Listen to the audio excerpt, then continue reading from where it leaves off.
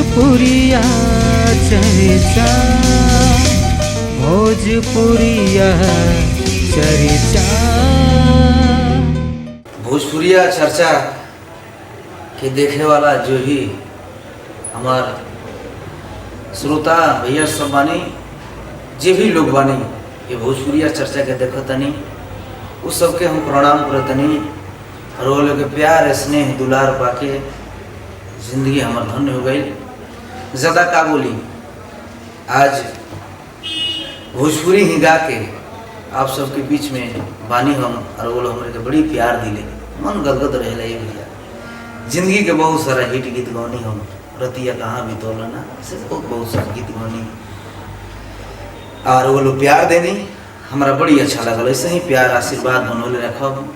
और वो सब के बीच में वेब कंपनी के माध्यम से बहुत सारा कैसेट हमार गई बा, जना के निर्देशन वीडियो डायरेक्टर अटल जी सरवानी, प्रोडक्शन मैनेजर प्रमादानी हमारा ठाकुर चाचा जी दिल्ली से।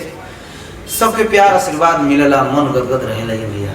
और वो लोग के बीच में बहुत सब गीत हमारा प्रमादानी महेश परदेसी जी, भोजपुरी जगत के बहुत बड़ा राइटर हमारा जाहिद अख्तर जी गीत के लिखे हमारा। तो वो सब के बीच में नया में फिलहाल हमारे कैसेट आइल बा सिगरेट सुन हवेली, और वो लोग प्यार दुलार दनिया बड़ी अच्छा लगल उन्हें गीत बोलनिया। अभी सबके बीच में आइल बा कैसेट लाल मेवा लागेली, जिसमें गीत बाजो तो सही सौतीन रखले बा, मारे बड़ी मार रो जो हमारे के मुँह ना मुँह खातिर भरा तो भखले बा भौजी हम ना जाम ससुरा सही सौतीन रखले बा। वही में गीत परदेसी जी भी लिखले बानी, ऊपर बस ऊपर कबूतर जे में कूदता है भैया, भोजपुरिया मिजाज के बात बा, बड़ी अच्छा लगता। वही में गीत बा कि ब्यूटी तोहार बिजोड़ लगता है, रस भरल पूरे पूर लगता है, बनल बाटे जमल देहिया कलेवा भइल बा, तोहार चढ़ल जवानी है गुरी लाल मेवा भइल बा, जाहिद भैया गीत लिखल बा। और फिर नया वो के बीच में गीत गइल हा छा जेगू लभर बना के, जो काफी प्यार स्नेह दुलार मिलल बा। और वो के बीच में फिर हमारे कैसेट छूटल बा हैप्पी न्यू ईयर के, हैप्पी न्यू ईयर ए डियर नया साल के, जौन गीत काफी प्यार प्रिय बा। और वो लोग प्यार दिले अच्छा लगला। तो हम चाहम कि ये नया साल के भोजपुरिया चर्चा देखे वाला भैया, चाहे भोजपुरिया सुने वाला, हमारे के प्यार दुलार देवे वाला सबके प्रणाम करतनी। और वो दीपक दिलदार के प्यार दुलार आशीर्वाद बनौले रखे भैया। तो ऐसे भाषा भोजपुरी के प्रणाम बा। आइयो एगो भाषा भोजपुरी बोले वाला जी हजूरी ना करे बड़ी मिजाजी हाँ भोजपुरी जौन चीज है तो जे भोजपुरी मन से सुने ला उहे गुनेला। हम ज्यादा ना बोला, हम चाहम कि आगे जब हारमोनियम बा तो वो सब कुछ सुनाई हम हुए हैप्पी न्यू ईयर वाला। और सब अभी हमारा बीच में फिलहाल विनोद जी भी बैठल बानी, हमारा सरस्वती आर्ट के म्यूजिक डायरेक्टर कंपनी मालिक हमारा भाई मिकी दीवाना भी चंडीगढ़ से चल के आए बड़े, प्रदीप सिंह जी कैमरामैन, हमारा ठाकुर जी, हमारे बहुत सारे लोग बैठे हुए हैं। हमारा छोट हमारा भाई रंजन सक्सेना भी बैठे हुए हैं। सब लोग स्टूडियो में विराजमान है भोजपुरिया चर्चा में, सब लोग को स्वागत है। अब हम तो गाई लोग भोजपुरी हिंदी कब को बोले लगत नहीं भैया, लेकिन कौन बात नहीं, भोजपुरी सुनावत नहीं हम गीत एगो, ओकरा बाद यही ना प्यार बनल रखा।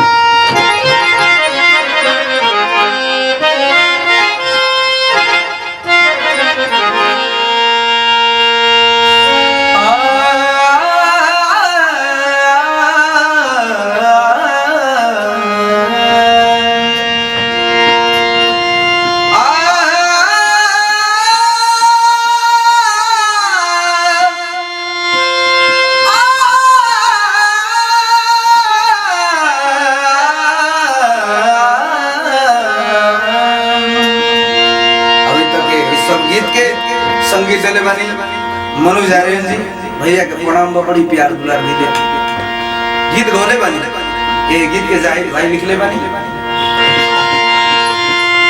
सूरज के जैसन चमका, गुलाब के जैसन खिला, चुम्मा तोहफा में लेला, नया साल में हमसे मिला, लिख के लिपस्टिक से मिली हर माल पे, हैप्पी न्यू ईयर डियर नया साल।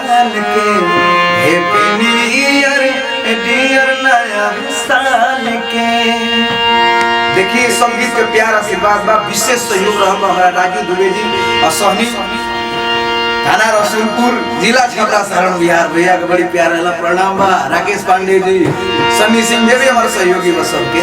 ए अंदर का भाव बा ए भैया कि थावे के जंगल में पिकनिक मनाए, जवन जवन खइबो हम तो के खियाए। लेकिन तनी सा भाव बदलल कि थावे के जंगलवा में पिकनिक मनाए, जवन जवन खइबो हम तो के खियाए। फिक्स कर लो कोनो टाइम मिले आ जाए, फिक्स कर लो कोनो टाइम तो से मिले आ जाए। चिपकल रहियो हमरा दिल के दीवार से। हैप्पी न्यू ईयर डियर नया साल के, हैप्पी न्यू ईयर डियर नया साल के। अब ज्यादा समय ना लेम, बहुत कम समय बा, बड़ी समय के भी पाबंदी बा। बहुत कम समय हमरा मिलल बा। भोजपुरिया चर्चा में बड़ी अच्छा लगल और सब गीत सुनाई हम लोग सब के बीच में आवे वाला बा। हम 2017 के तैयारी में बानी कि रोवा लोग सब गाय के लायक बना देहनी, तो हम असरा में रोवा लोग के जियो तनी रोवा लोग प्यार बनोगे ना कर तैयारी में बानी। आएम देर से आएम दुरुस्त से आएम, ये हमार सोच बा। हम लोग सब के बीच में बहुत सारा एकरा बाद हमार सैड सॉन्ग जा रहल बा। हम बहुत सारा गीत प्रयास कइले बनी, आशीर्वाद दे हम लोग ज्यादा कुछ ना कहब। अब हमार भाई लोग जे भी भोजपुरिया चर्चा देखत सब प्रणाम करतनी। दीपक दिलदार हमरा से कोनो त्रुटि बोले तो सब